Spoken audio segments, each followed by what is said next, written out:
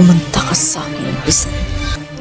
Crisan, man ang mawawala pagtapos mo akong kinuha ng buhay ko. Gawin to sa akin, Crisan. Mamatay ka na, Crisan. Mamatay ka na, Crisan. Umalis ka na dito! Crisan, patawarin mo talaga ako, Crisan. Sa mata ng Diyos, alam kong mali ang gagawin. Pero magiging nanay mo na ako.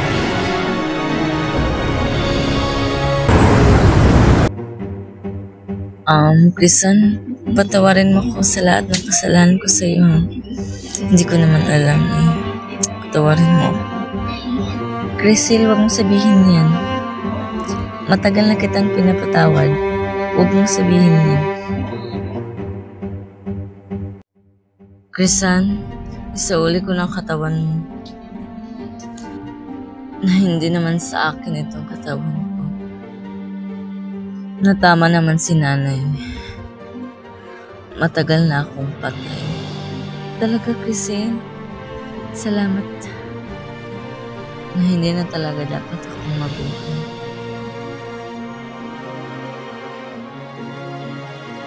Na hindi naman talaga sa akin ang buhay ito. Na dapat ay hindi na akong mabuhay. Crisel, huwag mong isipin yan. Mahal na mahal ka ni nanay, hindi ka namin iiwan. Na kahit anong mangyari. Huwag mong isipin yan. Na mahal ka namin ni nanay, hindi ka namin iiwan. Dahil kapatid kita.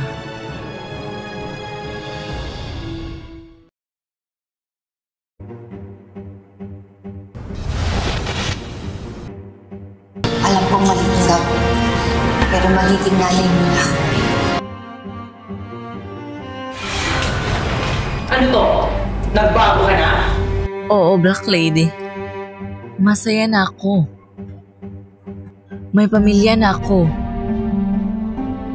Pati na kami ng kapatid ko. Masaya na ako, Black Lady. Hindi ko na kailangan na gawin katawan ng kapatid ko dahil may akin na. Loko ka lang nila. Naniniwala ka? Hindi nila ako niloloko. Mahal ako ni nanay kaya't siya pumayag gamitin ko ang katawan ni Cheska. Isipin mo, bakit doon ka sa pangit at sirang mukha ilalagay? Hindi na kailangan, Black Lady. Ang mahalaga may katawan na akong babalikan. Eh si Jericho?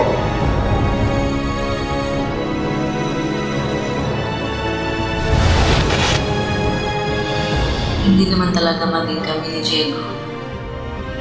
Hindi naman talaga ako masaya kapag pinilit ko para sa kanya. Tita! Hoy!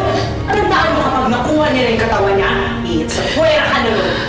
Alam mo, Black Lady, na malaking pagkakamali na humingi ako ng tulong sa'yo. Masama ka eh. Pinuno mo yung galit yung puso ko. Kapal na mukha mo sabihin sa akin. Ngayon hindi na kita kailangan, Black Lady. Iwan mo na ako. Umalis ka na. Wala ka nang pakialam sa mundo ko. Umalis ka na. Iwan mo na ako. Salamat na lang sa tulong mo, Black Lady. Kaya tama na to. Umalis ka na. Ayaw na kitang makita, Black Lady. Umalis ka na. Umalis ka na, Black Lady. Ayaw na kitang makita. Alam kong mali itong gagawin ko. Sige, itutuloy na natin ang evolution. Sila ang kambal ni Geraldine, si Crisan at si Crisel. Itong mga kandila na to, ang magsisilbing protection natin. Ano nangyayari? Bakit di pa rin sila nagigising?